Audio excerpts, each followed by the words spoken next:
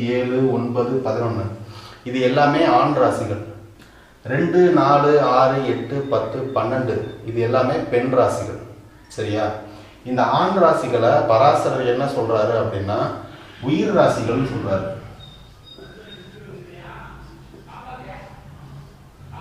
ஆண் ராசிகள் எல்லாமே உயிர் ராசிகள் அப்படின்னு சொல்றாரு. பெண் ராசிகள் எல்லாத்தையும் பொருள் ராசிகள்னு சொல்றாரு.